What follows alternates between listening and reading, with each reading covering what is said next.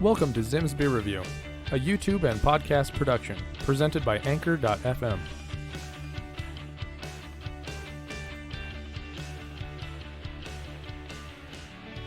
How's it going, everybody? Welcome back. Thanks for tuning in. We are now on episode number 50. First real milestone, it feels like, for me. It kind of snuck up on me here. We're already at 50 episodes, but what's more important than being at 50 episodes is that this is episode number 3 in the Hop Valley Stash series that we're running. So, the beer on tap today is one that I'm really, really excited to try. It's one I have never had before. I didn't know they made this until my buddy Andrew sent this to me. Didn't even know this was a thing. Totally caught me off guard. It's one of my favorite styles of beer, and that is Mango and Stash. It's a play on Tango and Cash. Get it? Tango and Cash, Mango and Stash. Very clever. This is a mango IPA. I'm super excited to try this. When I said that it's one of my favorite styles of beer, what I meant was that my favorite styles of beer would be flavored / fruit IPAs. I'm a big fan of grapefruit IPAs. I think I've had a mango IPA. I think, what's it called? Mango Cart is a golden ale with mango flavor. I'm a big fan of the fruit flavored beers. I think that they pair very well together. I actually tried to brew a fruit beer of my own years ago, and it did not turn out. I chose a flavor that doesn't go well with beer, it turns out, and that is hard for home brewers, I should say, to do. It was raspberry. It was very difficult to get the raspberry flavor into a home brew, and then the filtering process. We'll forget about that. But what's more important is that Hop Valley knows how to make beer, and they know how to make good beer. And so I'm really excited to try this new to me, mango IPA, Mango and Stash. So, without any further ado, we're going to get right into this beer. I'm excited to try this. So, we're going to open her up. Okay. So, as usual, we're going to go through a little bit of the beer. We'll test the beer. We'll give you my thoughts here, and then we're going to then swap over to their website, hopvalleybrewing.com. Show you a little bit more on the website specifically of this beer, and maybe we'll just cruise around, see what we do. I don't know. We'll see where it goes from there. That beer smells fantastic. It's very citrusy, which most IPAs are. A lot of IPAs have citra hops is a type of hop that you can have, and just in general, hops tend to have a fruitier flavor or smell to them.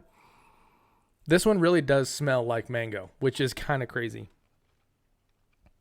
I feel like that's a hard flavor to nail down without using real mango. I know a lot of beers and a lot of beer companies will infuse their beer with flavors such as mango or, what's another good one? Orange. I've seen a lot lemon, and not all the time do the breweries use the actual fruits.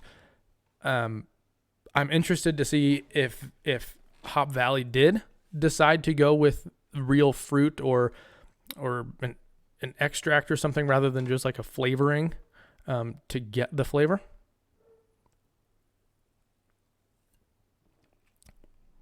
That tastes immediately like mangoes, like a fresh mango. It's hoppy, but not overly hoppy. Really smooth, slightly bitter, but almost it plays really well with the really sweet fruit that's in the mango. That is really good.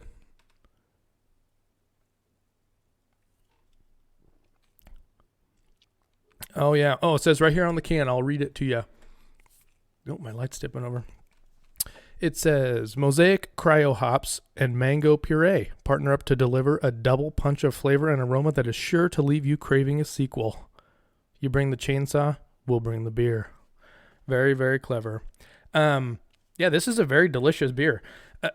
Continuing with the same, I guess, theme of these stash beers, I'm going to say that it's not as hoppy as I expected. It is an IPA, but it's much more on the lighter side. This is like a mango pale ale rather than like a mango IPA, in my opinion.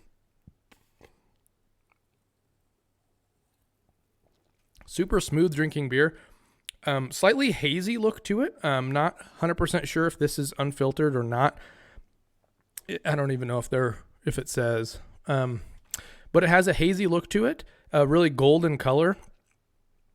Really light gold yellow color. Which for a mango style beer, I feel like this is probably the perfect route to take because it gives off that mango, bright, fruity, aromatic, sense that you would get from eating a mango, but it's in a beer, and the color, it all kind of plays together really well. That is an enjoyable beer. I'm getting much more mango flavor than anything else.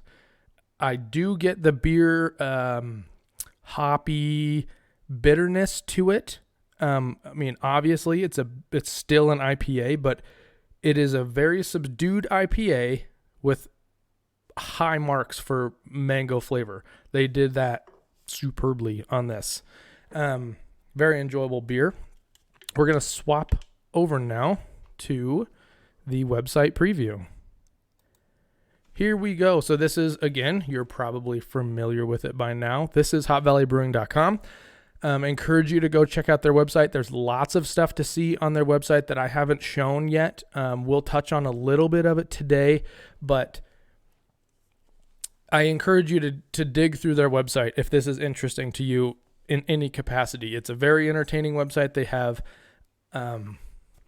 Brewmaster videos on here. I think I mentioned it on the first review of the Bubble Stash that you can go on here, and there's short little clips about not every beer, but a lot of beers that you can go through, listen to the Brewmaster's notes in just like a conversational form and kind of learn more about it. So we're going to click on, where is the beers? Here we go. Beers. All right, so here we've done a few of these. We're starting to familiarize ourselves with this website a little bit.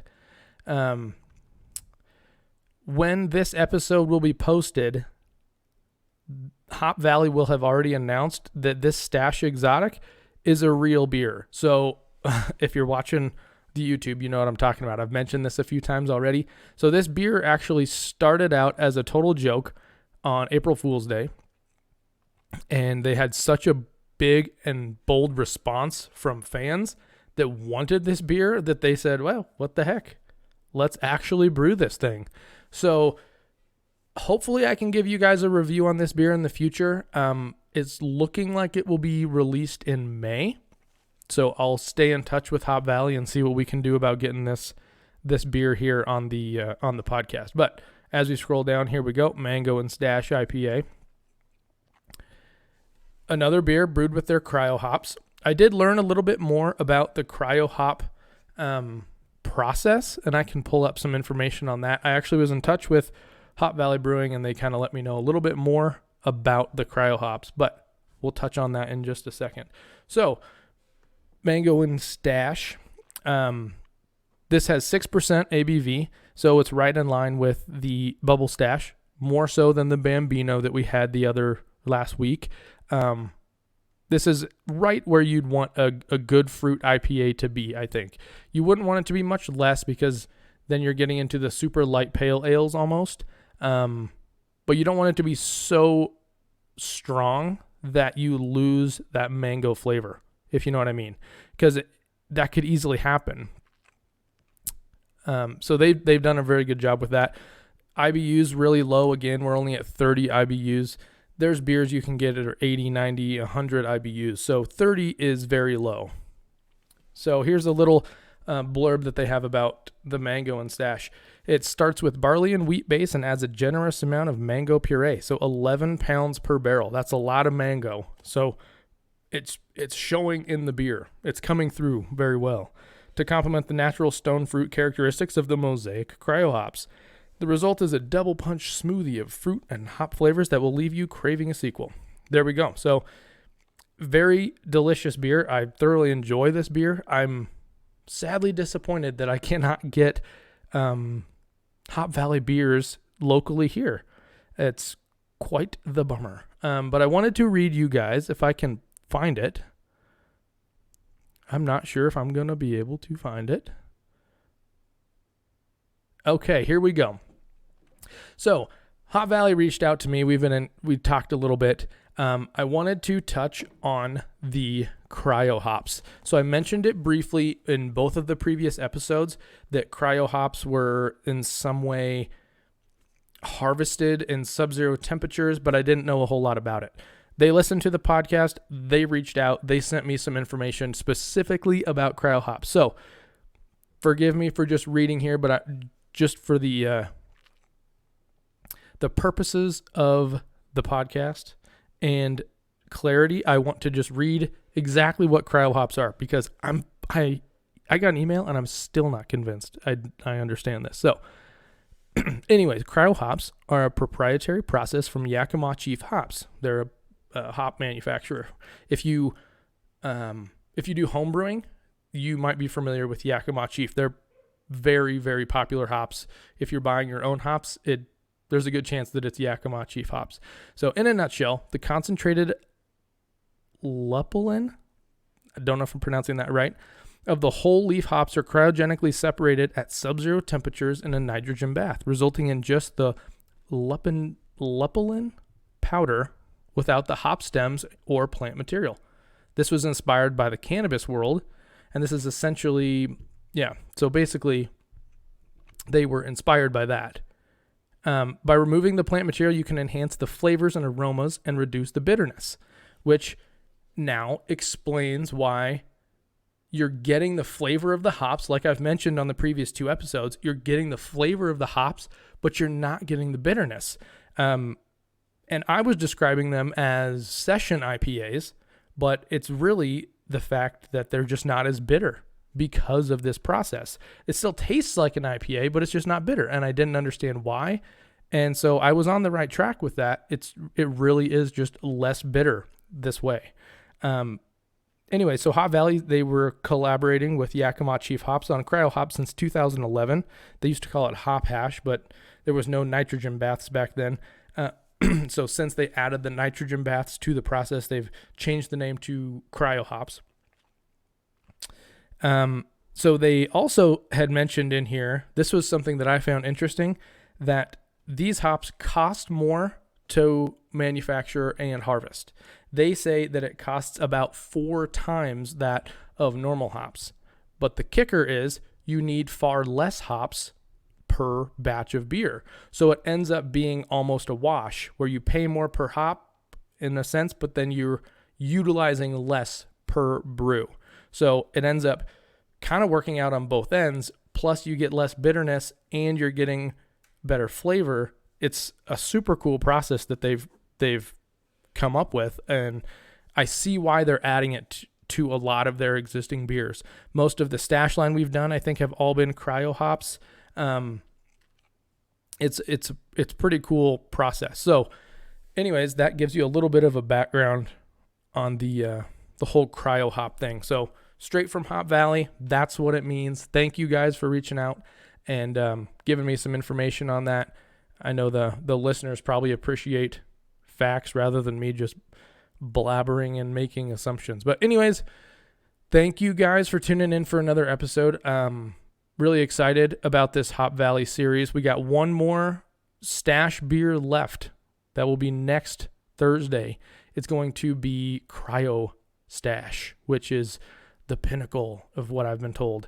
One of my good buddies, not the buddy who sent the beer, but one of my other friends who really loves the beer said, quote, "They call it cryo hops or cryo stash because you will cryo your eyes out." Yeah, it was a bad one. But I had to give him a shout out. Ryan, that one's for you. So anyways, thank you guys for tuning in for another episode. If you haven't already, please subscribe to the YouTube channel. You can click the link in the description, hit the subscribe button, hit the like, hit the bell. It lets you guys know when I post new videos. If you don't hit the bell, you might not always get every update or notification. So please like, subscribe, and hit the bell. And if you haven't already, please go to our Instagram page and follow on there. That's a good spot to know what beers we're doing, what ones are coming up in the future. And it's just a good way to see what's out there. And so anyways, thank you, everybody. Thanks for tuning in for another episode. Stay tuned for another episode in the next few days, followed up by our finale of the Stash line from Hop Valley Brewing. So thanks, guys. Have a beer.